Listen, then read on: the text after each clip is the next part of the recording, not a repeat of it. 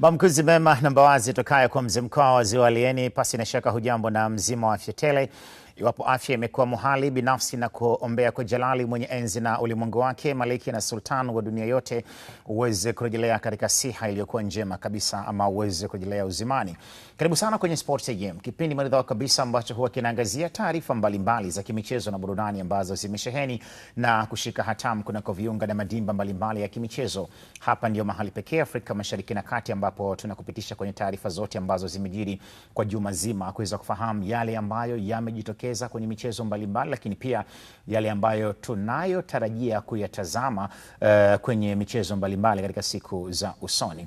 Usahau ya kwamba Azam TV tunayo dhamana ya kukuonyesha mechi 104 za fainali za kombe la dunia.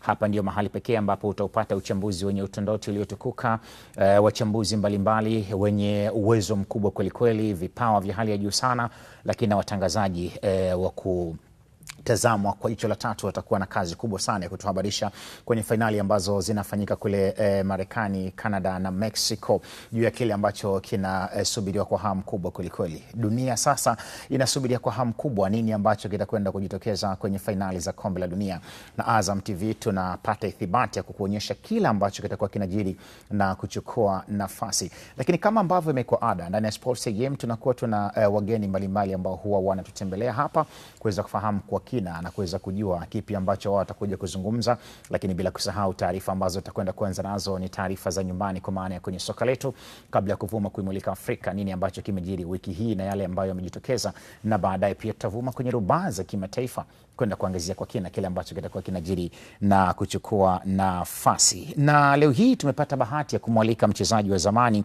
wa mpira wa miguu nchini Tanzania, ambaye anatajwa kwamba miongoni mwa washambuliaji hatari zaidi, na alizaliwa mnamo mwaka 1974, ilikuwa ni March 10, akijiozolea umaarufu mkubwa sana katika vilabu mbalimbali vya ligi kuu Tanzania bara na hata kule visiwani Zanzibar. Inaarifiwa mwishoni mwa miaka ya 1990 hadi mwaka 2010 aliweza kutamba na vikosi kama vile Pan African kwenye mwaka 1997, lakini baadaye pia tukamshuhudia na Shangani FC ya kule visiwani Zanzibar mwaka 1999 hadi mwaka 2000, lakini pia alicheza timu ya Cargo FC 2000 hadi 2001.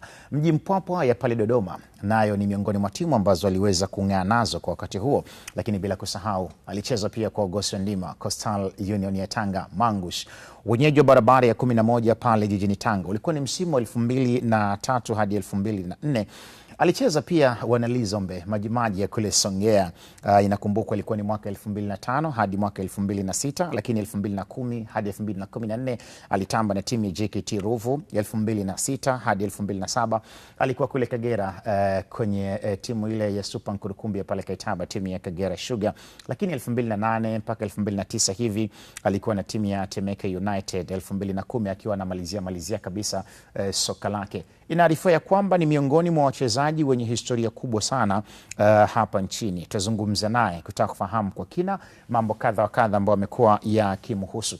Bila shaka unajiuliza ni nani huyo? Kitendawili kimekuwa kikubwa kweli kweli, na maswali yako yote ambayo umekuwa ukijiuliza, hapa ndipo ambapo yanakwenda kupata majibu. Namleta kwenu James Chirwa, ambaye apata bahati ya kukaa nami kwenye kipindi hiki cha Sports AM asubuhi ya leo. James, habari za asubuhi? Safi kabisa. Mambo yanasemaje? Nashukuru Mungu. Uko fresh? Niko poa kabisa. Karibu sana kwenye studio za Azam TV. Asante. Hii ni mara yako ya ngapi unafika kwenye studio zetu za Azam TV? Hii ni mara ya pili. Yeah. Na nadhani umefika umeona mabadiliko makubwa sana ulivyokuja wakati ule na sasa. Tofauti na sasa hivi. Kweli. Karibu sana bwana James Chirwa. Asante bwana. Nilikuwa nazungumza na rafiki yangu hapa Mchome. Yeah. Akanambia, naona umeletea striker wangu wa viwango kabisa." Nikamwambia, "Unamfahamu James Chirwa?" Sasa ni miongoni mwa wachezaji ambao kwa hakika amefanya kazi kubwa sana kwenye mpira wa Tanzania.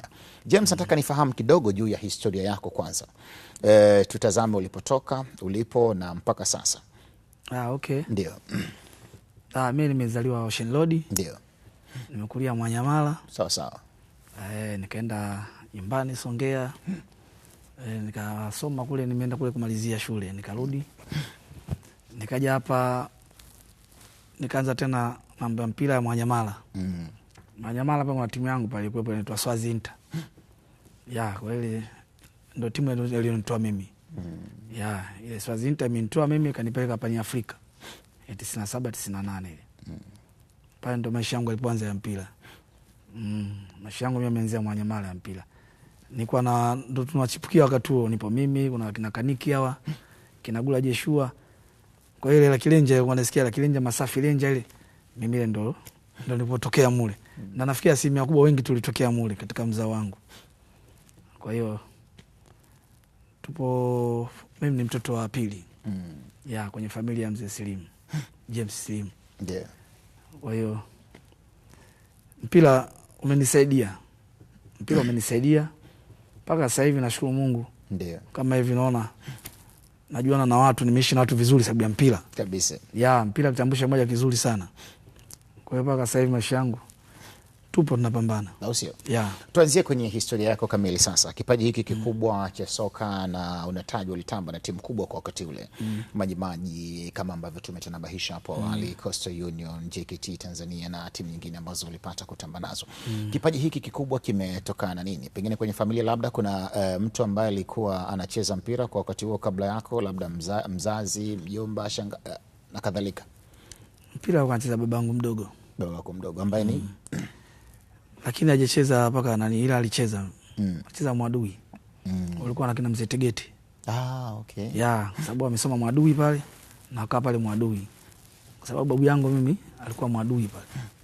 Kwa hiyo babangu mimi kasoma pale Mwadui na alikuwa na kina nani pale. Alikuwa na kina Mzee Tegete pale. Okay. Tuizungumze kwanza safari yako ya Pan Africa. Ya. Ilikuwaje?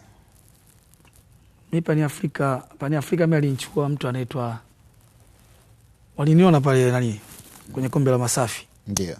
Masafi Lenja pale Mwananyamala. Kwa hiyo mimi aliniona mtu mmoja anaitwa Mudi Chela. Wengi waliniona lakini Mudi Chela ndo alinifuata sababu yeye ndo alikuwa pale kama captain pale Pan Africa. Alikuwa ndo centafu. Kwa hiyo ikabidi yeye sasa akanifuata mimi, akaniambia sasa dogo, mimi kuna sema twende na yeye. Nikamuuliza wapi? Hapa Dar es Salaam. Twende Pan Africa. Pan Africa mazoezi anafanya wapi? Pale nani? Jangwani. Kaambia sawa, haina tabu. Tukaenda pale mazoezini, siku ya pili tukahamishiwa tena Karume. Kwa fika Karume kwa nikakuta umati wa watu nini, lakini nikasina wasiwasi. Sababu wako nafanya kama kopa test. Kwa hiyo mimi sina wasiwasi. Basi tukawa pale na kina Swedia, Salum Swedi Kusi. Ya kina Mariam, kina Malitamba, kina Mariam Felix Faris Saidi. Ya kina Simon Masange, wale ndio walikuwa mafaza wa timu. Wakati ule kuonyesha namba ngapi? Mimi striker. Ya namba 9, namba 10. Basi kufanya watu mdavyu pale wakatolewa. Baadaye nikamwambia bana itabidi acheze kidogo sababu tushampitisha moja kwa moja. Basi mimi kweli wafanya interview pale. Siku ya pili tukacheza mechi pale. Tukacheza mechi nafikiri na ilikuwa na nani wale? Bandari makao makuu. Tukacheza mechi moja pale Karume. Mimi katupia zangu 2 pale basi. Ikawa tena haina mjadala tena. Bwana huyu anajulikana. Huyu bwana ibida endelee. Na wakati ule ukiangalia hata kule Mwananyamala kwa anaongoza magoli katika ile Masafi Lenja. Wakasema bwana anajulikana huyu. Basi kwangu ikawa rahisi. Yeah. Wakati unafika Pan Africa walikutana na wachezaji wakubwa sana ambao walikuwa na uwezo mkubwa sana. Ndio. Ushindani ulikuwaje na uliwezaje kupambania namba kwenye kikosi cha kwanza? Na kweli pale niliwakuta wenye timu sasa pale mafaza. Kama mtu mmoja tuasema ni Masange marehemu. Mungu amrehemu. Alafu nikamkuta kuna mtu mmoja anaitwa Malibunju. Striker. Au ndio wenye timu yao pale striker ndio walikuwa wanategemewa pale. Lakini nashukuru Mungu wenyewe kwanza wenyewe wakubwa walinipokea. Wakaniambia tulia hapa dogo. Basi mimi kwangu ilikuwa kazi rahisi. Sana. Ni kwenye eneo lako mchezaji gani ambao ulikuwa unasema huyu alikuwa ananipa changamoto sana wakati ule? Pengine pia mlikuwa mnagombania namba mpaka baadaye ukaja ukachukua utawala pale Pan Africa. Hakuwa hamna. Na mimi nikaingia moja kwa moja. Kweli moja kwa moja mimi nimeingia. Unadhani nini ambayo ilikuwa silaha yako? Zamani wachezaji wengi sana walikuwa wakitoka kwenye timu moja kwenda timu nyingine. Kama ulikuwa ni mkali, ulikuwa hodari, basi kiwango chako kinasalia kwa kile kile tu. Tofauti na miaka ya sasa hivi, mtu akitoka timu ya daraja A ama daraja B akienda daraja A, kiwango chake kama kinakuwa kinashuka hivi. Labda nikwambie kitu kimoja tu. Ndio. Sasa hivi ni mazoezi. Watu wengi wavivu wa mazoezi. Sasa sisi zamani hata tukiwakuta wale wakubwa waliotangulia wale Ya mimi nikimwona Faza hivi anatoka pale ndani, kama wakati ule kuna kaka yetu mmoja kama Matias Mulumba, nilikuwa nakaa naye karibu nyumbani pale. Nyumba yetu ya kwanza ya pili Mwanyamala. Yule kwanza mimi kitendo cha kumuona yeye pale karibu kwanza, mimi mwenyewe kwanza najisikia raha. Kwa hiyo anapotoka asubuhi ile na mimi natoka naye. Tulikuwa natoka hapa tunaenda sisi paka Coco Beach. Tunaanzia Mwanyamala tunakimbia. Lakini na defense ya Mlima nilikuwa nakaa naye pale nyumbani mtaani kule. Akina Dominic Mbawala. Kwa mimi wale Mafaza wakitoka na mimi natoka nao. Okay. Kwa hiyo ile nani ya mazoezi, juhudi ya mazoezi ile ndio chanzo changu bicha cha mafanikio. Baadaye inatajwa uliondoka Pan Africa baada ya kucheza kwa mwaka mmoja tu. Ilikuwa 1997 hadi 98. Ukaondoka mwaka 1999 na mpaka mwaka 2000 hivi mwanzoni. Mwishoni mwa mwaka 2000 ukajiunga na timu ya Shangani ya pale Zanzibar. Wakati huo Zanzibar ilikuwa na ligi kweli. Ukizungumza Shangani unahitaji miongoni mwa timu ambazo ilikuwa timu shindani haswa. Kweli. Ilikuwaje safari yako kutoka Pan Africa kuelekea Shangani? Ile kuna mtu mmoja aliniona akaenda kuambia wale viongozi wa Shangani kina Batashi kuna zini pale wale bwana, wakaambia hebu tuletee huyo mtu au ngoja tuje tumuone. Wakaja kuniona kuja kunionea. Sasa kuna mechi moja ilichezwa Mwanyamala pale wakati huo sisi ligi misimama, nikaenda kucheza pale.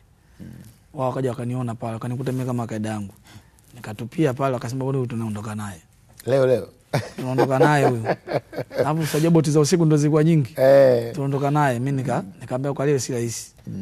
Haba kesho kutwa hapo kutoa mkaongea na wazee. Unakumbuka ile safari na boti gani wakati huo? Boti moja ilikuwa tunani Mapinduzi kabla ya Flying Horse haijaanza kuchukua tayari. Mapinduzi, safari na Mapinduzi. Basi siku ya pili nikaondoka na ile Mapinduzi, afu ilikuwa usiku. Asubuhi nimeingia pale Zanzibar. Wote kaenda pale wakanipeka Mkunazini pale kwa kina Batashi. Waongea nao jioni, wakanipeka mazoezini pale, nikaenda nikakaa nikaangalia kwanza. Wakati kocha kwa na Kongomani mmoja kwenda Joseph Shamavu. Naona ile alimleta Shungu. Basi Shungu ambaye pia alikuwa Yanga. Wakati 99 wamechukua kombe Yanga kule nani? Ule wapi? Ilikuwa Uganda. Sasa Shungu ile kwa Yanga. Kwa hiyo huyo kocha Shamavu alikuwa timu moja kule Kiovu ya Burundi.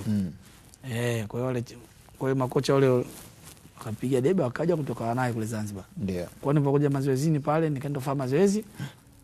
Aliponiona mazoezini pale akasema bwana, si huyu anafaa. Na mimi pale nilienda pale Shangani nakuta wenyewe wenye majina yao kina Tashi. Nikamkuta Tashi pale. Nikamkuta mtu mmoja anaitwa nani, Roja. Masiweka kule. Hebu tuthibitishie kizazi cha leo ni kwamba ni kweli wakati wa Zanzibar kulikuwa kuna ligi bora zaidi ya Tanzania bara. Mimi nakubali 100%. Walikuwa na watu mafundi kweli. Mimi nimakuta kule. Ndio kina Tashi, nimakuta kina Ndagi. Sasa hivi Mwingereza fikiri. Kuna Kasim Isa. Ndio.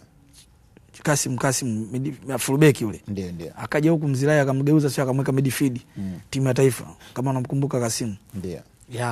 Chimwe tu. Alikuwa Mtibwa yule. Mwanamume yule maarufu Chimu. Mwanamume sana wa Zanzibar wameachukua sasa. Mwanamume yule Kasim Mwenga anaitwa Chimu. Ile jamani nilikutana naye kwenye mechi moja kule Zanzibar. Shangani na Kikwajuni si Miembeni, timu yake Kikwajuni nafikiri. Timu yao tulikutana naye ile jamaa. Yule akwa asali ya Watsamba nani yule. Na mazoezi mlikuwa mnafanya pale kwenye uwanja wa Shangani ambapo kuna viwanja vingi na zimoja pale. Pale kuna kiwanja chetu sisi. Mpaka leo unajulikana. Kipo karibu na kinani kwenye jengo la Small Simba, kwa nyumba moja ipo pembeni pale Small Simba. Karibu na baraza la wawakilishi la zamani. Basi pale ndio tulikuwa katikati pale. Ndio. Huko utakuta kwenye Mwalimu la Ndege, nini Malindi, huko Small Simba. Kwa hiyo pale kuna viwanja vingi sana. Na pale ukifika saa 9 pale unakuta watu hivi. Mazoezi yalikuwa yanafanyika kweli mazoezi. Kwa nini unataka kututhibitishia kwamba ligi ya Zanzibar kwa wakati ule ilikuwa bora tofauti na Tanzania bara? Na ilivyo bahati umecheza ligi zote mbili. Kwa maana umecheza huku bara ukiwa na Pan Africans na timu nyingine tutafika huko mbele baadaye utatuelezea.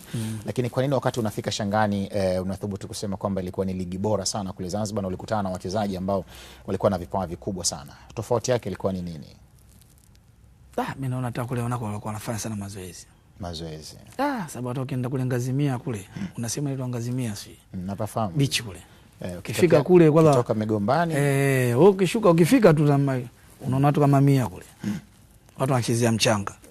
Na hiyo ndo maana wenzetu kule mimi naona hiyo na ndio maana ukimwangalia utasema ukalegea, lakini aisee mkutana naye unasema mkutana na mwanamume. Kule mchanga kule. Ule mchanga bana. Kwa kifupi tu wenzetu wanajua kuchezea mchanga. Mchanga na maji ya bahari. Mchanga aisee. Fiziki ya Zanzibar bana iko juu sana. Walikuwa hivyo. Sawa. Baada ya kutoka Shangani ukajiunga na Mji Mpwapwa ya Dodoma, ilikuwa ni 2002 2003. Nini ambacho kilikuondoa Shangani wakati umesema ukutana na timu bora, timu yenye ushindani, wachezaji wengi walikuwa wazuri, lakini baadaye ukahitajika na Mji Mpwapwa ya Dodoma? Niliamua kubadilisha mazingira kwanza, kurudi nyumbani. Nikasema ngoja nirudi bara. Okay. Alafu mwalimu Bwana Makata aliniambia bwana James bwana, mimi nataka ukachukue nafasi bwana. Wakati ule Joeli anatoka Mji Mpwapwa, ndio striker kwa anategemewa pale. Anatoka yeye anakuja zake Simba. Sasa ticha mbwana akaangalia akasema bwana aliwauliza viongozi kama kina Selemani Arubu wale ndio walikuwa pale na nini. Bwana kwa mzaji hivi yule bwana Yesu ipo Zanzibar huko. Wewe kabidi mimi tena akanifuatilia akaniambia basi namba sawa ticha. Kwa hiyo tukaenda Zanzibar. Nani wapi tukaenda Mpwapwa.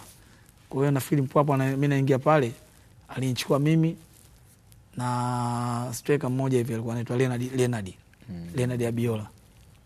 Kibonge siku hizi. Kwa hiyo akanichukua na yeye tukawa wote wawili tukaenda kule.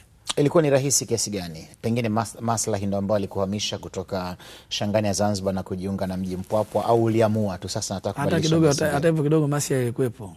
Kwa sababu kulikuwa na mbunge mmoja pale, mzee nani yule, mbunge wa Mpwapwa pale, ndio kwa mlezi wa ile timu. Kidogo hata mimi alinani kidogo, alinishawishi. Nikachukua 300,000 yangu kwanza, nikaweka ndani, nikaenda. Ikabaki 200,000. Nilisajili kwa 500,000 tu. Mwaka 2002. Nikasajili kwa 500,000 tu. Na nafikiri labda ndo mchezaji labda ndochukua hela nyingi, hiyo 500,000. Kwa wakati huo. Nilichukua 500,000. Maisha kwa hiyo nilipata 200,000, 300,000 kwanza, afu 200,000 kaja kuchukua baadaye. Na nilikuwa sijachukua hiyo 200,000. Kwa sababu nafikiri 200,000 ndio ile ilifanyisha mpaka mimi nikaondoka. Hata ligi nilikuwa sijamalizia. Kwa miaka ya sasa wakati tunaizungumza 500,000 na kwa wakati ule ilikuwa ni fedha nyingi sana. Fedha nyingi kwa wakati ule. Ndio nasemea kwa wakati ule ilikuwa hela nyingi sana. Kwa timu za mikoani ni hela nyingi. Kwa timu za mikoani hela nyingi. Kwa timu za mikoani hela nyingi, kama nikwambie hiyo. Kwa sababu hiyo mwaka huo nikaondoka tena hapo nikaenda Waling'ombe Coast. Unajua ile timu ile Waling'ombe. Waling'ombe ile Coastali. Wao watakwambia cheza mpira bwana. Kama ndo Walabuni cheza mpira. Hapa Waling'ombe tu. Chakula utakula. Cheza mpira tukupeleke Walabuni bwana. Sasa hivi Coast unaona magari bwana, wachezaji sasa hivi wana maisha mazuri. Na hii Coast ilikuwa ni mwaka mmoja tu. Inatajwa wewe ni miongoni mwa wachezaji ambao walikuwa hukai kwenye timu. Yaani mwaka mmoja unaondoka. Sio kama naondoka. Mimi sasa nacheza. Mtu ambaye bwana mimi nakuhitaji bwana mwakani. Mimi nimetoka Mpwapwa. Ngoja kwanza historia yako ya Mpwapwa kama ulitaka kuikatiza hivi. Hebu tuambie kiundani kabisa. Mpwapwa maisha yalikuwaje na safari yako ya kutoka Mpwapwa kuelekea Waling'ombe kama ambavyo wamesema. Lakini sasa hivi naona Mangushi ndio inatamba zaidi. Sawa. Wakati ule alinishawishi Marehemu Kinanda Zakaria. Kocha. Sababu mechi ile Mpwapwa tunaenda kucheza mechi ya kwanza Fungua Dimba. Tunacheza na Njombe. Nazareti. Marehemu Kinanda Zakaria alikuwa kocha kule ya Nazareti. Kwa hiyo pale tunaanza mechi dakika ya tuseme sekunde. Ndio ligi inafunguliwa mwezi wa 6 ule. Mpira wa kwanza tu. Sekunde zisijui kama zilifika hata 10 15 sijui. Kwa mimi nimeanziwa tu ile mpira tu. Mimi nikaupiga vile vile sababu nimeona kipa alikuwa amesogea mbele, kwa anafunga viatu. Walivyosogezwa ule mpira tu, mimi nikamwambia jamaa sogeza mbele. Aliposogeza tu, mimi nikapiga vile vile moja kwa moja goli. Hata dakika moja hajafika. Kama mtu atakuwa anikumbuka hiyo. Waseme au kama Makamisalo anaandikaga zile nani zile. Atoe. Mimi nishafunga ile goli. Sekunde kama hata 20 hazijafika nafikiri. Ile pia jamaa kasogeza tu hapa. Ile kipa alikuwa anafunga nani 18 kwa nyuma kidogo. Unaweza ukamkumbuka mlinda lango alikuwa nani? Ya. Wa ile nani? Uliyemfunga ile goli la haraka kiasi hicho. Ile alikuwa nani sijui. Alikuwa timu gani? Nazareti. Ya Njombe. Ya Njombe. Ya mwaka 2022. Okay. Nazareti ya Njombe. Na mzee Zakaria alikwambiaje mpaka anakuhitaji kujiunga na Coastal? Nilifanya sana kazi pale siku ile. Pale nani pale Njombe pale. Kwa nilipofanya kazi ya mechi wakachomoa wao dakika za mwisho kabisa. Kwa hiyo tukatoka 1-1 pale. Kwa hiyo mechi imeisha tu pale. Kinanda akaja akanikamata mkono. Akanisogeza pembeni akamwambia mchezaji mzuri, umecheza vizuri sana, sana, umenifurahisha sana. Nataka niwe na wewe. Nikamwambia sawa, haina taabu mzee. Nitakutafuta mimi. Nikamwambia asante. Hilo usimwambie mwalimu wako. Wala usimwambie nzio. Nikamwambia hamna taabu. Basi kweli. Tukakaa msimu tu, yani katika ligi mle. Mitali mzee akanitafuta. Nikamwambia nakutaka mwakani. Nikamwambia sawa mzee. Basi ilipofika kipindi ilipofika 2003 ile mzee akaja hapa mjini akanitafuta. Kwa hiyo tunaja nikaongea naye Ilala pale, sababu alikuwa anafikia Ilala Boma. Kaongea naye pale mzee, basi akaninani bwana, akanishawishi mimi kwenda na yule mwalimu mkubwa kabisa, ana CV kubwa. Sijui labda sasa hivi ndo anakuja sasa hivi. Wakati ule ndio ana CV kubwa, ndio maana ukiangalia Kinanda kila anapotajwa timu ya taifa kocha yeye kabisa, mzawa na kufundisha anajua. Na nafikiri mzaji yote alofundishwa na Kinanda, sio kama kuna vitu atakuwa amevisahau. Ndio sasa hivi wengine mimi naona kama sasa hivi wengine wanafundishwa sasa hivi. Yule sasa alienda kusoma Ujerumani. Ulipofika Coast sasa, ushafika pale wale ng'ombe waziwa Mangush. Ulikutana na kina nani kwa wakati ule?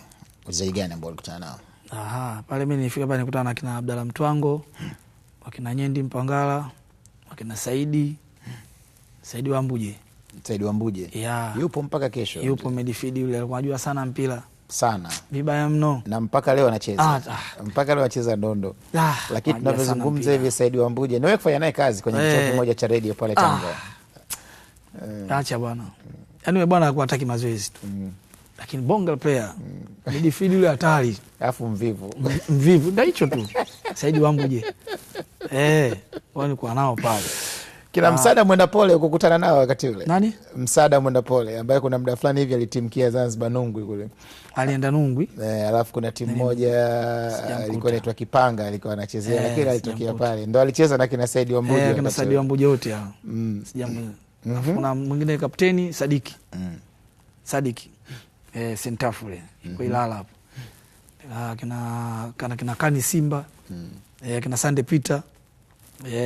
Hatukuwa na muziki, ilikuwa Milaji Juma. Ilikuwa ni timu ya namna gani wakati huo? Kina Defense ya Mlima. Tulikuwa wote pale. Kina Deo Masanja kama namkumbuka, alifubeki akaja Simba, tukamwita Mboma. Wakati huo kina Tino washapita muda huo. Washapita.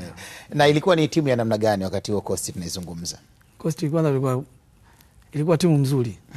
Timu ilikuwa mzuri. Kichokuwa kinasumbua kitu kimoja tu kwenye masuala ya nani, Fulusi. Hiyo tu, hiyo ndio ilisumbua. Hiyo kwa kweli ilisumbua. Unajua tofauti na sasa hivi wadhamini wengi na hii unaona. Sababu ukikagua jezi ya Coast unaona imetapaka wadhamini. Kienda sio timu gani unakuta imetapaka wadhamini. Yaani mimi nasema hata sasa hivi hata hizi timu kubwa zile kama Majimaji sasa hivi zinatakiwa zirudi. Sawa, 2005, 2006 ukacheza Majimaji ya Songea, wana Lizombe. Nini ambacho kilichangia maisha yako kuondoka Coastal Union na ukaenda moja kwa moja Majimaji ya pale Songea? Kulikuwa na mimi kutoka Majimaji, na kutoka Coast kwenda Majimaji. Kulikuwa na kakaangu mmoja hivi. Ipo Kinondoni pale, alikuwa kiongozi wa Majimaji. Kwa hiyo kuna kakaangu mmoja anaitwa Mashaka. Tu fulani hivi. Kwa hiyo kaka Mashaka yeye ndo akaniambia bwana, sisi nataka ujiunge na timu yetu bwana, wewe wa nyumbani. Kwa nataka uingie kwenye timu yetu. Nikamwambia Majimaji, ambaye narudi tena nyumbani kule, ambaye nabudi kwenye timu yako bwana. Nikamwambia sawa, haina tabu. Basi siku waanza mazoezi pale Mwanyamala, kocha alikuwa mwalimu Jack Chamangwana na Andrew Kabisama. Kwa hiyo walianza mazoezi pale, basi mimi nikasogea pale nikaangalia siku 2. Siku ya 3 mimi nikafanya mazoezi pale. Sasa Chamangwana mimi anijua, akamwambia huyu tabu si namjua huyu bwana. Wakati Chamangwana katoka Yanga sasa. Ndio aenda Majimaji. Basi ikabidi sasa mimi akaambia huyu bwana haina haja kumnani kumfanyisha nani hapa. Huyu mchezaji, kwa hiyo ikabidi apewe form tu. Basi mimi nikachukuliwa pale. Nikapewa form, nikaidiwa bwana. Bwana utapewa hela yako bwana. Bei gani? Bwana kuna milioni bwana. Milioni haya bwana. Sawa. Basi mimi nikasaini, nikaja nikapewa 500,000. Nikapewa 500,000 bado tutakumalizia. Akaambia sawa. Basi bado tukasaini pale. Sikaanza mechi za kirafiki zile, tukanacheza hapa mjini.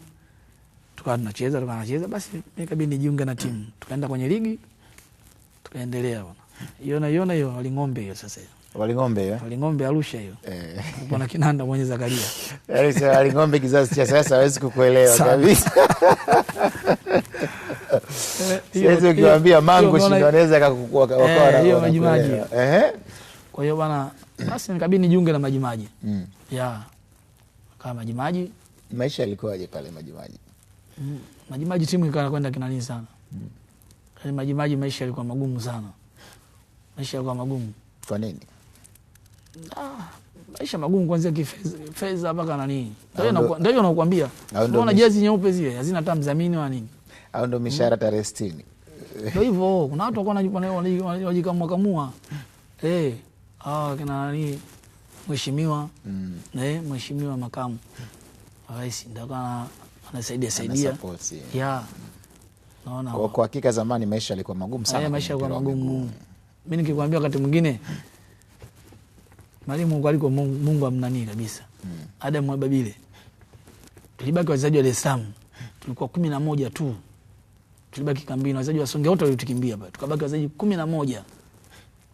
No, tulibaki wachezaji 10. Nasabia 10 yake ndio golikipa wa 10, ndio kipa akabaki mmoja tu, Mfaume Asmani. Wakati Mfaume Asmani alipotoka Yanga akaja Pule. Unaweza kukumbuka kwa faida ya mtu ambaye anatazama anafuatilia sasa hivi. Tulikuwa tumebaki. Wachezaji wa Dar es Salaam, tulibaki wachezaji wa Dar es Salaam. Tukumbushe kidogo. Alikuwa na tayari tulicheza mechi wachezaji 10 hiyo. Ligi kuu tulicheza wachezaji 10. Na utatuambia ilikuwa ni mechi gani? Mechi na Mji Mpwapwa. Walikuja Mji Mpwapwa. Tukacheza nao papa Songea. Wachezaji 10 tulibaki kambini. Hamna sababu. Ambapo asubuhi Mababile akaja kutuchukua. Akatupeka kwenye kani fulani hivi. Kwenye kigrocery fulani. Kioski sio kile. Tukanywa chai, kila mtu chapati moja. Na chai kikombe kimoja. Lakini si wachezaji tulimwona yule bwana kama katununulia sisi labda chapati 10 labda na chai ya maziwa. Sababu tulimshukuru sana, sababu tulilala siku ya njaa. Siku ya pili yake asubuhi bwana alipopata ile habari akaja kutuchukua Demba Mabele. Wakati yupo nini si basi bwana akatuchukua yule bwana sisi akatupeleka kwenye kinani tundeni pale. Tukanywa chai na chapati kila mchezaji. Umeona? Tukarudi sisi pale. Tukacheza mazoezi, siku ya pili tunacheza mechi. Hiyo mechi tunacheza na Mji Mpwapwa. Wachezaji 10, wala wachezaji wa Songea wote waligoma. Wanataka hela. Na hao ndio wenye timu yao pale pale waligoma. Basi sisi tukabidi tucheze. Tumecheza wachezaji 10 ndani 9. Kuanzia mwanzo mpaka tunamaliza. Mechi ikawaje mwisho? 1-1. Mimi nimefunga goli dakika mwanzoni kabisa. Basi chomoa na wewe. Wale jamaa waliopata goli sisi dakika 90, 80 na ngapi. Tulilala wote chini tukasema tutakuwa tushawaweza. Alafu ilivyokuwa sasa. Mfaume nafikiri Mfaume Asmani ndio cheza, alikuwa goalkeeper. Namba 2 acheza Festo Mchimbi. Unaanza kunitajia kikosi cha wachezaji 10 ambao mlicheza. Ndio tulibaki hao. Tunaanza wa kwanza Mfaume Asmani. Namba 2 akacheza Festo Mchimbi, huyo anakaa Mbinga. Huyo peke yake ndio alikuwa ana mambo na wale. Festo Mchimbi. Namba 3 alicheza mtu mwingine naye pale pale, Omari Hoseni. Namkumbuka fullback ile. Mdogo wake Mabidu Hoseni Chinga. Omari Hoseni yu ambaye alikuwa Simba wakati ule. Ndio alicheza namba 3. Namba 4 akacheza mtu mmoja tu James Mwakababu. Jobu ya Mwakababu. James Mwakababu Jobu anaitwa. Alafu namba 5 akacheza Paulo John Masanja. Unamkumbuka? Captain huyo center half, captain. Alikuwa Yanga wakati ule. Ndio. Namba 6 alicheza nani pale? Namba 6 alicheza nani? Nakumbuka. Namba 6 alicheza nani pale? Namba 7 akacheza mtu mmoja anaitwa Omari. Ipo nani pale fence. Namba 8 alicheza mtu mmoja anaitwa kadogo fulani kanaitwa Kambwili. Alicheza namba 8. Namba 9 nikacheza mimi. Ndio. Umeona Namba 9 nikacheza mimi. Ndio. Namba 10 alicheza mtu mmoja anaitwa Sadati Hussein. Ndio. Hapo ndo tumemaliza hapo. 11 hapo hamna. Hapo 11 hamna, ndo tumecheza wachezaji 10. Maisha hayo ikabidi ukumbuke Waling'ombe kule Coastal Union. Sababu acha. Lakini huku Waling'ombe huku masuala ya chakula huku utakula ugali na uono, utakula yani maisha yalikuwa huku masuala ya chakula huku safi. Huku ni masuala pekee ndio kwa tabu. Nakumbuka bwana pila bwana, kwa kweli sasa hivi bwana wenzetu kama hivyo unaona hata chini viatu. Nakuta hivyo mtu anapea 3 4 mchezaji wa ligi kuu. Zamani ukiona Copa Mundi yako ile umetulia nayo. Wewe ulikuwa unapenda kiatu gani wakati? Ndio hiyo Adidas Copa Mundi. Mpaka kesho hiyo. Na ulikuwa ukivaa lazima ulimi ule utoe nje. Picha hizo unaziona bwana. Picha zangu unaziona bwana. Hebu tuibie siri. Kuna mechi moja nilikuwa naifuatilia ya Legends, nikaona 90% ya wachezaji wote walikuwa wamevaa ile Copa Mundi. Alafu ulimi ule wa kile kiatu umetolewa kwa nje hapa. Hivi ni kwa nini? Anakuambia hivi. Kwanza ile moja hapo ile ule ulimi ukikaa hivi. Ni show moja hapo. Unaona? Unatoa kwenye nyuzi mbili hizi. Hii tundu la kwanza na la pili unatoa unaulaza ule. Kwa hiyo kikaa pale hata ule mpira ukija ule wanasema ukiupiga ule mpira wanasema unaenda. Kweli? Sana. Nimeona hata Chuji yeye ndo style yake huko mpaka kesho. Ochu Athmani Idi Chuji. Yeah, Ochu sio Ochu tu peke yake. Hata Haruna. Haruna. Hata ukimkuta Ndikole. Monja Liseki. Ndio kiatu chake hicho. Nakwambia varangirangi yenyewe chukweni nyinyi. Salim Waziri bana anasema anakusalimia sana. Katibu. Salim Waziri, goalkeeper. Blaza. Au mimi ndo blaza wangu bana. Ananijua vizuri sana. Kweli? Sana. Ananijua nani France Sports? Ndio. France Sports pale bana. Sports Coast. Alikuwa France Sports. Afu ndo akaja Coast. Huyo goalkeeper mkubwa sana. Kabisa. Tena yani naomba acha.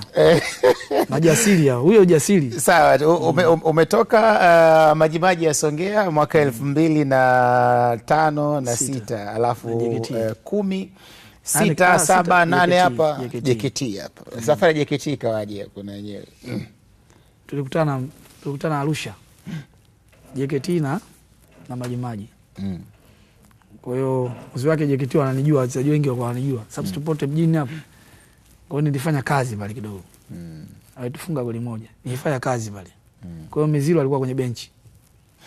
Kama kawaida kocha alimeona Mizilo akamwambia bwana mechi ivoisha tu. Alitufunga goli moja. Mechi ivoisha tu Mizilo akamwambia bwana mwanangu umefanya sana kazi. Umenipigia sana shoka. Fred huyu. Yeah, Baba Isaya. Majeshi. Yeah. Mzee Magomeni. Ame nitakutafuta. Na nashukuru alinitafuta. Sababu tupote mjini hapa nitakutafuta ngambia haya. Ligi ivoisha tu. Akanitafuta na kichorani basi akaambia Jafaridi ambaye mpo naye hapa. Jafaridi Maganga. Ya, mimi ni ndugu yangu nipo naye hapa Manyamala, tulikuwa tunakaa hivi nyuma. Yeye yupo nyuma hapa mbele. Sasa akaelekezwa yeye. Jafaridi akaja kunifuata mimi. Akanichukua mimi akanipeleka Wamejalema. Pale nani? Makao makuu ya jeshi pale. Hapo nani JKT pale nani? Wakati Mlalakuwa pale. Mlalakuwa. Akanipeleka pale. Ndio.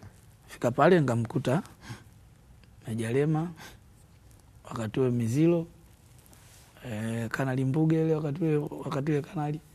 Basi nikakuta pale wakubwa pale.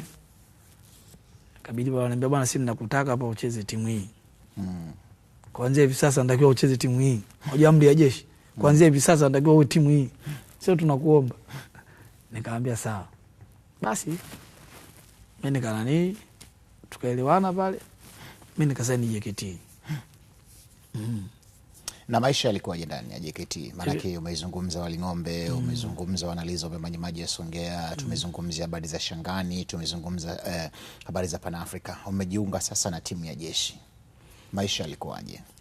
Maisha ya pale jeshini pale maisha yalikuwa mazuri. Kwa sababu unajua pale kila kitu kipo. Usafiri hamna tabu. Chakula pale utashindwa wewe. Na mazoezi pale. Sababu mimi mwenyewe nilikuwa napenda mazoezi. Na nimefika pale nikamkuta Baba Isaya tena.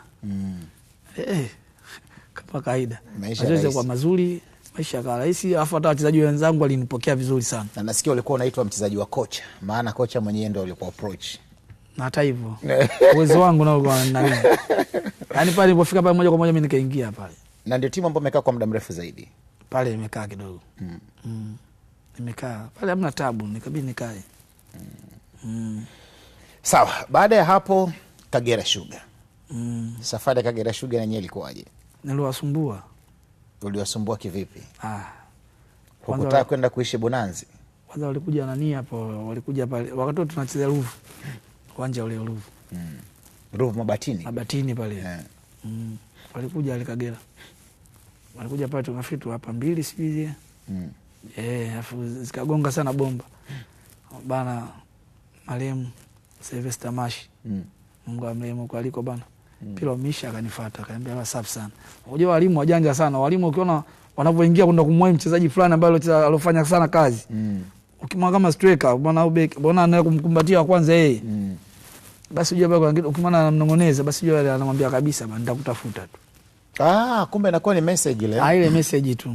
Tunaona makocha baada ya mechi kumalizika wanaingia uwanjani, wakati mwingine wanaenda kuwasalimia waamuzi, alafu wanawatafuta wachezaji na wenyewe wanawasalimia. Wanawasalimia, lakini kama kuna mtu kama kampenda bana anamtaka, basi message yake pale inaanza pale pale. Okay. Kwamba bana mimi nitakutafuta. Menifurahisha sana. Jiandae. Yaani kwa mfano mchezaji wa timu ndogo ameperform kwa kiwango kikubwa zaidi, anaweza kocha akamwambia wewe hutaki kucheza hapo, unatakiwa kuja kucheza tena vibaya mno. Namuona kocha huko anatoka kubeka huko na mechi na Simba, beka anatoka anamfuata yule mtu. Anaenda na Mungo pale. Akamwambia mimi nitakutafuta. Au anaingia Fountain Gate pale. Fountain Gate anamfuata yule mtu. Anamfuata yule mtoto mmoja. Anaenda na Ismail Aziz kada pale. Hamna, mtoto mmoja anapiga mguu kushoto. Chuga.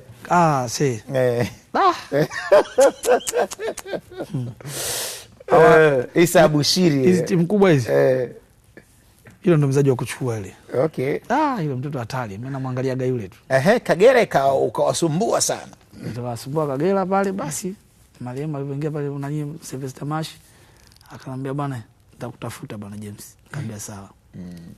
Siku moja nimekaa naona simu inaingia. Nani? Mimi hapa. Kamuza nani? Sasa mimi nani bwana? Sasa uko wapi? Si nini? Akasema simu za kupigana uko wapi hizi? Mimi nikakata simu. Akanipiga jamaa la pili, uko wapi? Nika ndani ananiuliza maswali kama hayo bwana, mimi nikakata simu. Basi baadaye naona anapigiwa simu na Vincent Banaba. Vincent ambaye yeye ndio alikuwa kapteni kule kwenye timu yake. Basi Vincent ananipigia simu. Sitoweka vipi? Nikamwambia safi bwana. Mimi Vincent hapa ngambia vipi? Amba bwana ticha anakupigia simu mbona mnani umuelewi? Kama ticha gani? Sylvester Mashi bwana. Nikamwambia ndio alikuwa anapiga hii namba ya Voda mbe hebu ongea naye. Basi nikamwambia nimpigie. Kaza kuongea naye ticha anambia bwana mimi nakuhitaji bwana nini tukutane mjini sehemu fulani. Nikamwambia sawa. Basi mimi nikaenda mjini nikaongea naye ticha nikaongea naye. Akaniambia bwana mimi nataka kwenda tuwe pamoja na wewe. Kaambia sawa. Basi mimi nikakabidhiwa tu na mkurugenzi. Wakati ule kule alikuwa nani haya nafikiri.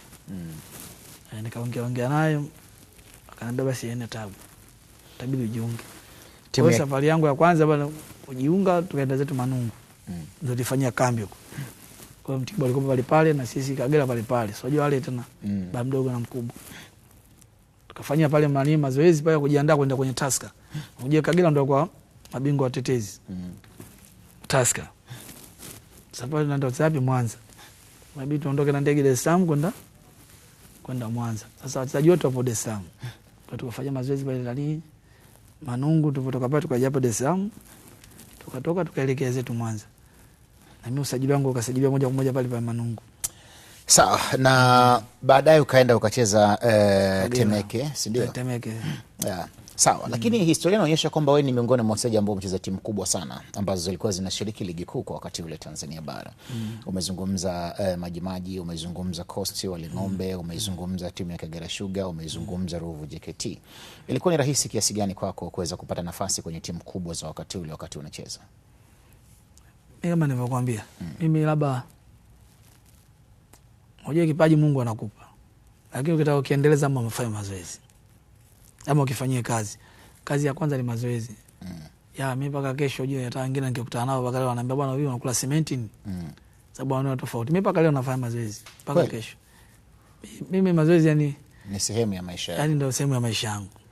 Ya. Ndio maana watu wengine tunaona hivyo wanasema unakula sementi. Kuna wakati fulani inatajwa kwamba ulikuwa unacheza kwenye hizo timu, lakini ligi inapokuwa imesimama ama mpo kwenye mapumziko ulikuwa unaonekana sana kwenye ndondo.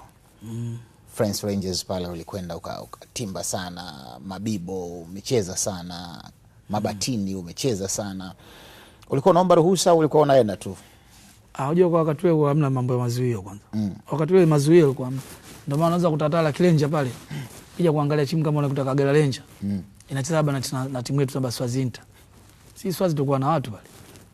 Kina Matias Mulumba, kina Dominic Mbawala, kina Debo Bikumbi, sio wale wakina nani Delo Bitumba, kina Banza Shikala. Umeona? Kwa hiyo unakuta wale mafaza wapo wengi pale. Kija kuangalia Kagera Ranger unakuta kina Kipese, kina Maremu, kina nani Maneno. Umeona? Kwa hiyo unakuta kina Malilo. Kwa hiyo unakuta zamani timu hizi nani za ligi kuu zilikuwa ziwazuii watu kwenda kucheza mechi za nani hizi. Kenda Temeke squad kikuta kutoka Blaza Mustafa Oza nani. Umeona? Kwa hiyo unakuta watu wanatoka kwenye timu zao za mtani lazima waende wakacheze. Uwanja wa Mwananyamala ulikuwa kama ndo uwanja wako wa nyumbani. Ndio nilipozaliwa pale. Yaani ile goli la chini ile ndo nimezaliwa kule pande ule nyumba kama ya 3 pale. Na ndio uwanja ambao ulikuwa unatajwa unafunga sana. Vibaya mno. Nini si hiyo? Mimi nimekuambia mimi mazoezi bwana. Alafu kidogo kipaji kile ninacho cha kufunga. Vibaya mno. Zamani ilikuwa mchezaji kutokea gazetini hivi ni kitu cha ajabu sana. Sio aghlab. Kwa maana sio mara nyingi, bali ilikuwa ni nadra sana. Lakini wewe ulitokea kwenye gazeti la Alasiri. Yaani ndo magazeti yetu wakati ule sio mpira. Yaani kwenye zindondo zote asilimia kubwa Alasiri ndo zilikuwa zina nani sana. Alasiri na ile nini nini sio da leo sio. Magazeti ya jioni yale. Yale watu walikuwa wanasoma sana yale. Na inaarifiwa kwamba ulikuwa unagombana sana na waandishi wa wakati ule. Kwa sababu ilikuwa ni mechi za ndondo na wewe ulikuwa unaonekana unafunga sana na wewe ulikuwa ni mchezaji wa timu ya ligi kuu. Ulikuwa unaogopa kitu gani? Ulikuwa unahofia nini? Yani sometimes yani kocha hawezi kukubalia moja kwa moja ukacheze mtaani. Ila atakwambia tu. Bana angalia bwana sio kaumia. Kwa sababu yeye anafikiria utamfanyaje kazi yake.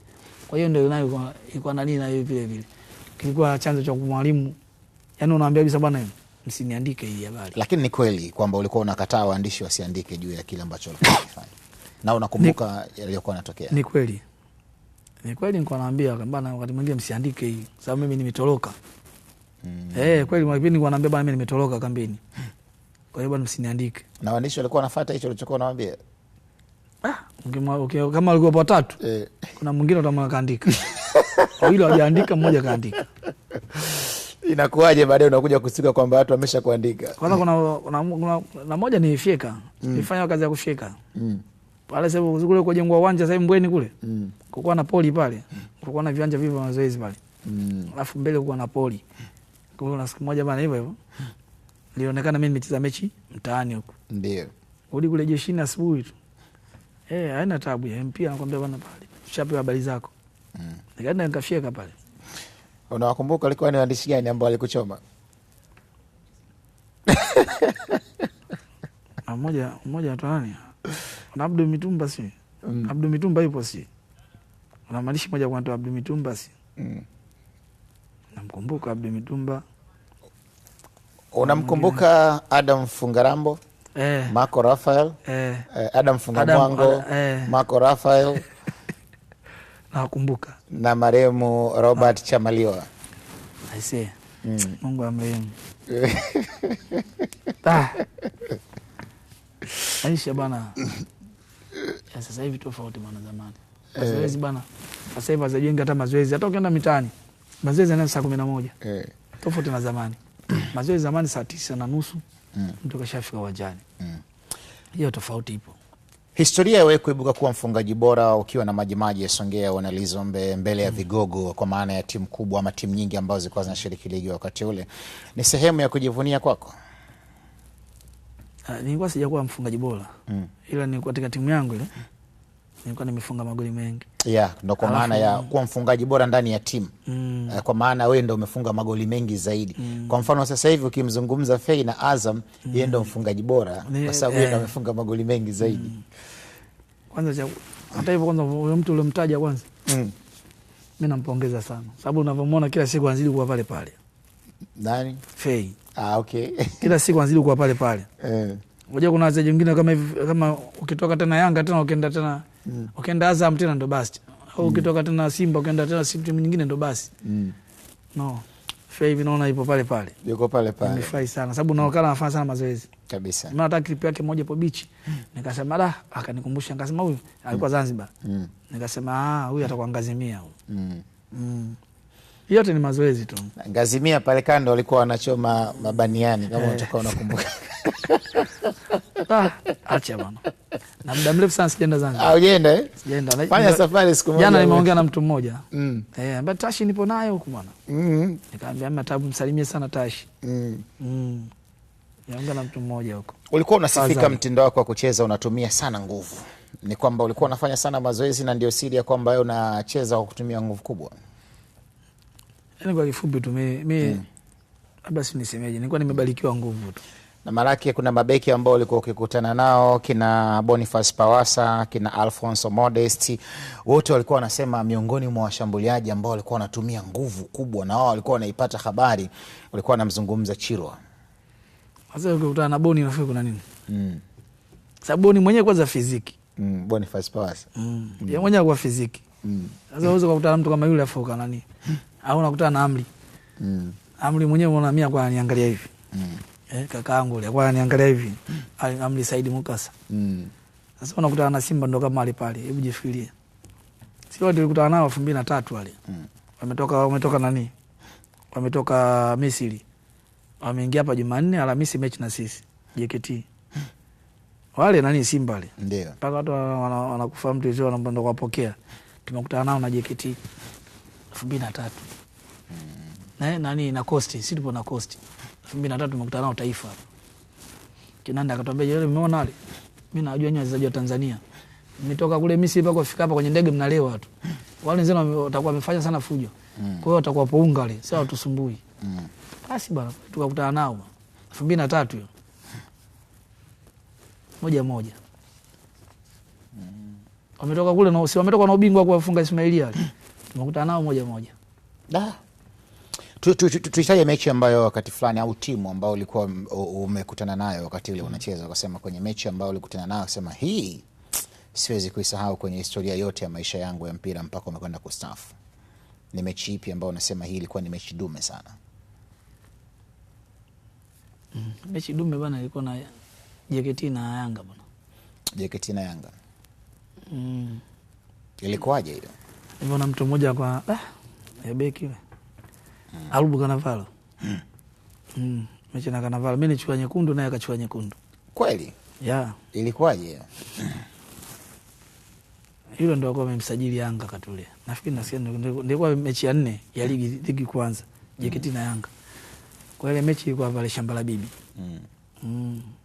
Mechi bwana, kwa kweli kila nikigeuka nikitaka kuondoka Arubo kalala. Fanya sana tackling. Sana. Kila ukitaka kuondoka kalala. Na mimi Mungu alinisaidia mbio kidogo nilikuwa nazo. Kumbe yule bwana akipiga mbio zake akishaona mimi nataka niondoke kalala. Nikasema wewe vipi? Kila nikienda juu, mimi Mungu kidogo anijalia hapa siogopi. Kila nikienda juu ngetaka kutwanga katwanga yeye. Kila kitaka kutwanga katwanga yeye.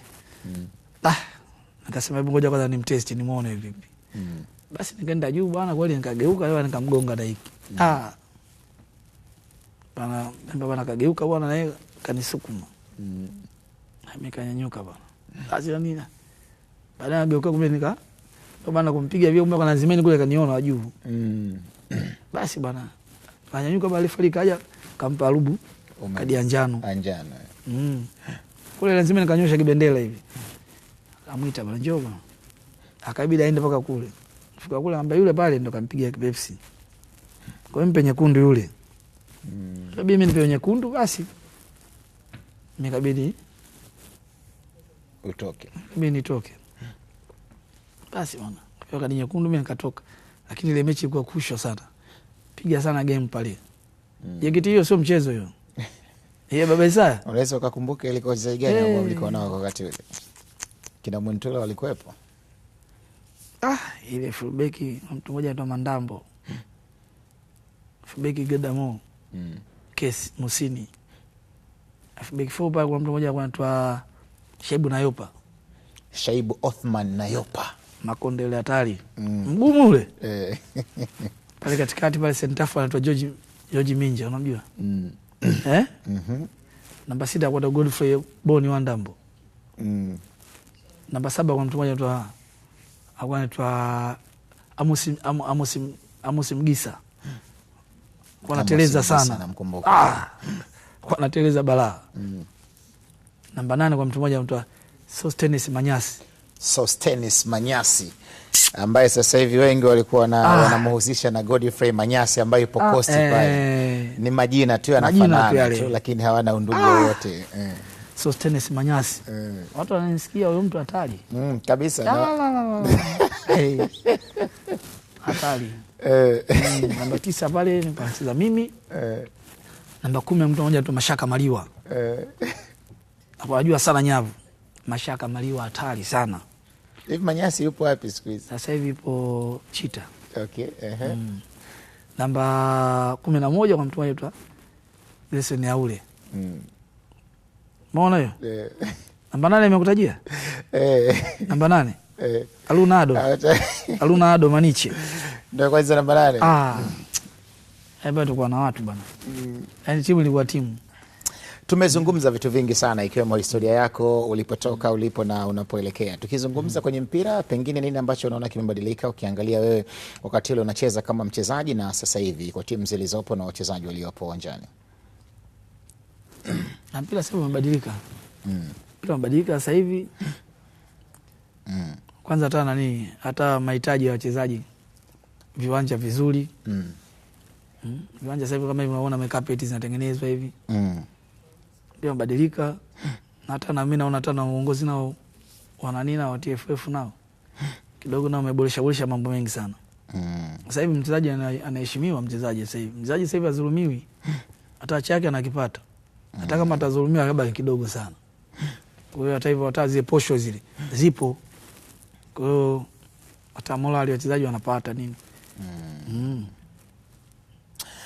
Tuzungumzie kidogo maisha ya mpira na starehe. Inaarifiwa kwamba wachezaji wa mpira wa zamani wakati ule mnacheza mlikuwa mnafanya sana starehe.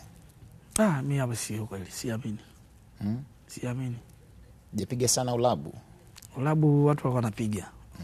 Hata sasa hivi wanapiga ulabu. Aluje mchezaji mpira unajua wakati mwingine unaweza kuna kitu kimoja tunaweza kufashia ufanye starehe. Hasa starehe kama ya pombe. Mnaanza kwenda kwenye game hivi mkashinda mechi. Kishinda mechi sasa unaona mimi nenda nyumbani kalale. Haiwezekani. Kwa fulani nilikuwa nayo. Ngoja niende muziki. Umeona? Mtu anatoka anaenda zake muziki, ana fresh mind kwa kazi aliyoifanya. Yaani hiyo sio sisi tu, hata Europe hiyo itakuwepo tu. Kijiwe chako kikubwa kilikuwa Sinza pale. Kwa unaonekana sana maeneo ya Sinza ukiwa na kampani yako ya kutosha. Ya Sinza mimi nyumbani. Sinza nyumbani pale. Na Mbieti pale nyumbani. Kwa pale nyumbani pale. Mwanyamala nyumbani, Sinza nyumbani. Sawa. Tunafikia ukingoni kwenye mahojiano ambayo tulikuwa tunayafanya. Pengine ni kwa kiasi gani unaipongeza Azam TV kwa sasa ambayo inakwenda kuonesha fainali za kombe la dunia na mechi zote 104 zitakuwa mubashara kabisa. Hivi karibuni tumetangaza familia yetu imeongezeka na imekuwa kubwa. Tumewachukua wachambuzi, tumeongeza kina Edo Kumwembe, tumeongeza kina Shafi Dauda. Unaona. Lakini kina Edo Kumwembe mdogo wangu ana tabu. Ndio. Mtoto wa Mwanyamala. Mimi nimefurahi sana. Ndio. Na labda nikwambie sio mimi tu. Tuseme si tuseme Afrika. Sababu Azam ipo Afrika. Malawi, Zambia, si wapi wote Azam ipo huko. Rwanda wapi? Wote watashuhudia kuona. Kwa sababu watu waliwa kila mtu amna mtu mwenye uwezo wa kunani wa kununua kingamuzi kama kile kingine kinaonyesha kile sitaki ukitaja. Ndio. Umeona Kwa sasa hivi watu wengi wana Azam. Na wengine wanazidi na kama hivyo mmeboresha, mmewashushia watu bei. Ndio. Mimi naona hapo tena hapo ndo mmemaliza. Bei ile 28 tu. 28 tu. Unaangalia nani yako? Unaangalia kombe la dunia. Unaangalia kombe la dunia. Tulikuwa tunapata tabu. Sasa kama hivyo jifikirie wewe. Mimi nitoke pale nyumbani neti niende ngakaiba mpaka hata saa 7 usiku sana usiku. Wapi na wapi? Sio kweli. Mke wangu ananifikiria vipi? Lakini sasa hivi mimi nitamwambiaje mke wangu bana naenda kuangalia mpira nani? Na kati Azam ipo nyumbani. Naweka 28 yangu basi. Maisha kwanza hapo unavyosema hivi. Mimi nalipia kesho kutwa nalipia. Lipia bana. Ikiwezekana ulipie miezi miwili kabisa usiwe na wasiwasi. Yaani kesho kutwa. Bana bila shaka uliona wale Serengeti Boys. Asante sana. Asante sana. Wala watoto. Wala watoto hatari. Mimi nimefurahi. Kwanza nampongeza kwanza. Rais wetu wa TFF. Wale Skaria. Sana. Nampongeza sana kakaangu. Sana. Ile mtu wa mpira hata muona hata kuja kumwona Karia ipo nani tu hapo. Ipo TFF. Ile mtu wa mpira anaujua mpira na anaupenda mpira. Yaani kile alichokifanya na bado mimi najua kuna vingine vinakuja vizuri zaidi. Yaani vile vyuo vile wale watoto viongezeke. Kama kipo Tanga, kipo Tanga, kipo na hapa nani? Kigamboni. Afungue hata Mbeya. Kingine afungue hata Mwanza. Yaani watu wako Bukoba waje pale Mwanza. Walikopo nani hapa Songea wapi wasoge pale Mbeya. Na mimi namtakia tu. Timu imeishia nafasi ya pili kwenye fainali za mataifa ya Afrika. Haijawahi kutokea tangu uhuru wa nchi hii. Kwa mara ya kwanza. Hiyo timu kubwa mpaka timu ndogo. Haijawahi kutokea. Sana. Mimi nimefurahi kitu kimoja sababu wale watoto kwanza wana discipline. Na ndio maana wamechukua timu bora. Yaani kwa kifupi zile mechi wanajua kuzicheza. Na mwalimu wao kwanza mimi nampongeza sana. Benchi lao la ufundi lote. Nawapongeza. Cha kwanza discipline wanayo wale watoto. Alafu wanacheza mpira wa kuelekezwa. Wana vipaji. Mimi nawapongeza. Ile midfield nani ile mtoto? Ndio namba 8. Namba 8 au nani anaitwa Isa Chole. Chole. Yule muangalie vizuri bwana. Wasimuingize huko kwenye nani huko. Wasimuingize kwenye hizo timu zetu mbili hizi. Watu wanataka matokeo. Hawezi kumweka yule. Yule wampeleka hata kwenye timu za mikoani anacheza. Anacheza kule anarudisha huko. Lakini ligi lazima acheze. Yaani mchezaji mzuri lazima acheze ligi, acheze mechi nyingi. Kwa hiyo kama yule kama kwa tupa wachezaji waingia kwenye timu wacheze. Unaiona nafasi ya Tanzania baada ya kuwa wamefika kwenye hatua kwa maana ya wana finali, imeshia nafasi ya pili, timu imepata nafasi ya kufuzu kwenda kucheza finali za kombe la dunia. Ipi nafasi ya Tanzania under 17 kwenye michuano ya kombe la dunia? Kombe la dunia hapo mambo mengine. Kule ndo kukutana na watu ambao ndo shazoea kucheza kila siku. Wao ndo wanaanza. Mimi labda mwalimu tu. Mimi naona utakuwa na confidence wa watoto kwa sababu kucheza hii mashindano yale mpaka kuingia nani finali. Mimi na uhakika 100% watoto wetu wasumbuki. watacheza vizuri tu.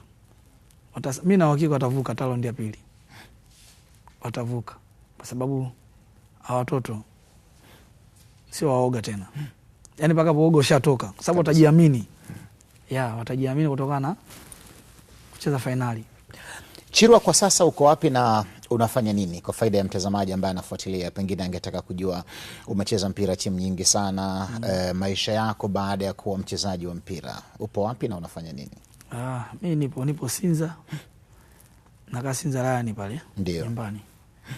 Sasa hivi nilikuwa kwenye kampuni moja. Nilikuwa na mkurugenzi wangu ni rafiki yangu. Musa Transporter pale. Kwa hiyo nilikuwa pale nafanya shughuli zake zile za usafirishaji wa mizigo hivi. Transporter. Kwa Musa Transporter ndo nipo pale.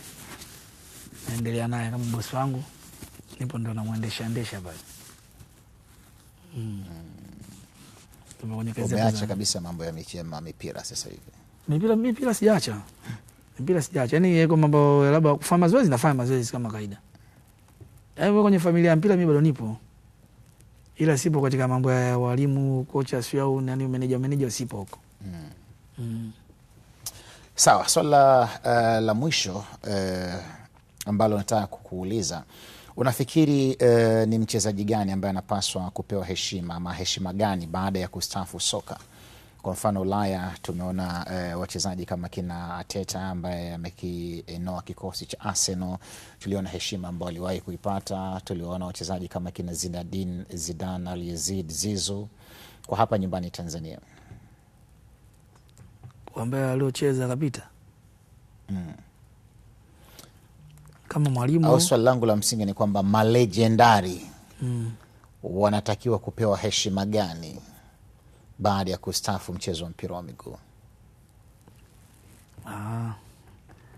Labda cha kwanza, hata tunapoenda kuangalia ligi hizi, kuna wachezaji wamekataa kwenda kuangalia ligi uwanjani, sababu anafika getini pale anazuiliwa, alafu mtu anomzuia amjui.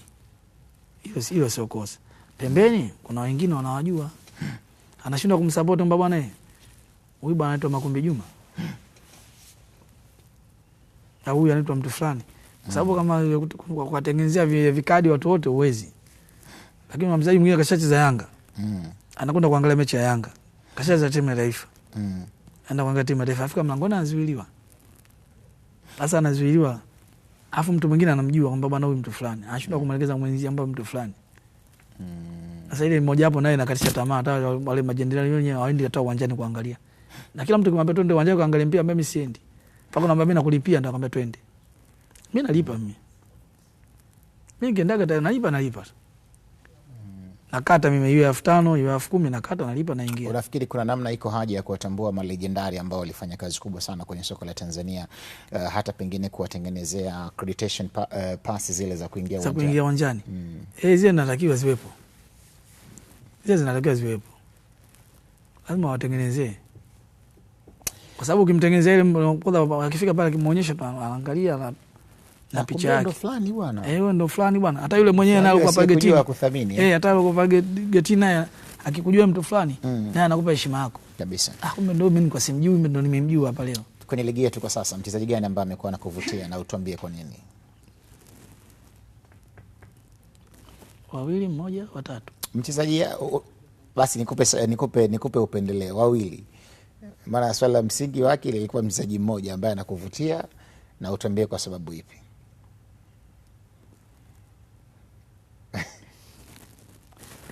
Mimi kuna yule mtoto nilikwambia, ipo 14 gate. Apiga mguu kushoto yule. Anamuita nani?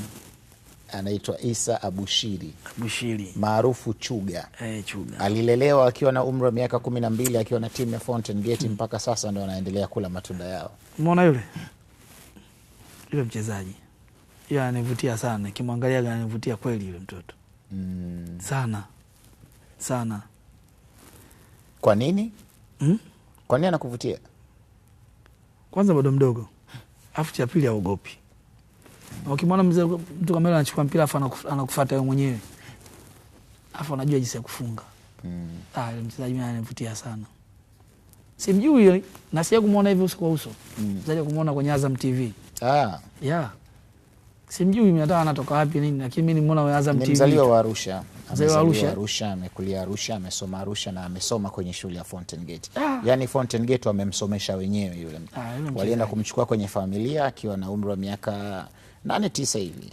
Fountain Gate si chuo kile. Ni shule. Wamtafutie nafasi nje huko. Sio hapa tena. Wamtafutie nafasi nje yule mtoto. Utaki kumuona Simba au Yanga ama Azam? Aende kwanza hivi. Alafu ule ndo aje national team hapa tusaidie. Yule mchezaji. Nakushukuru sana Chirwa. Kulikuwa ni wakati mzuri sana tumeketi pamoja. Asante sana. La mwisho pengine unalipi la kusema kwa faida ya watazamaji ambao wanafuatilia, labda sikukuuliza na ungetamani kulizungumza kwa faida ya wale ambao wanatutazama? Mimi kama ulivyosema, mechi 104 ndani ya kisimbuzi cha Azam TV. Basi tutazikosa hata 2 au 3. Tutakuwa tulali. Tuangalie tulipe. Tulipe tuangalie Azam TV. World Cup uko timu gani? Timu yako ambayo unaishabikia. Na masuala la namna hii mara nyingi wengi wanasema kwa Afrika ni timu fulani, lakini kwa nje ni timu fulani. Vipi kwa upande wako? Mimi kwa nje bwana, kwa Uingereza. Ndio timu yangu. Uingereza. Uingereza timu yangu bwana. Ukija huku nani huku bwana, huku Afrika bwana. Masanda wana. South Africa.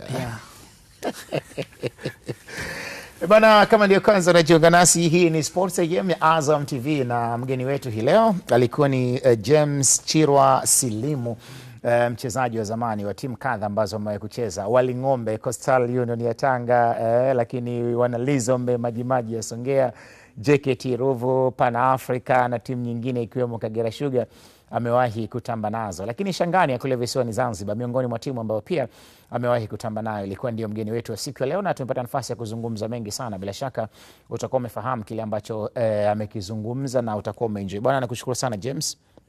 Na ulikuwa ni wakati mzuri sana, tumekaa pamoja hapa na tumezungumza mengi kweli kweli. Hauna uhusiano wote na Aubrey Chola Chirwa? Sina uhusiano na. Bwana, tunakwenda mapumziko mafupi, lakini nikusihi mtazamaji endelea kusalia hapo ulipo. Baada ya muda mfupi tutarudi hapa kukujuza taarifa ambazo tumekuandalia ndani ya Sports AM ya Azam TV.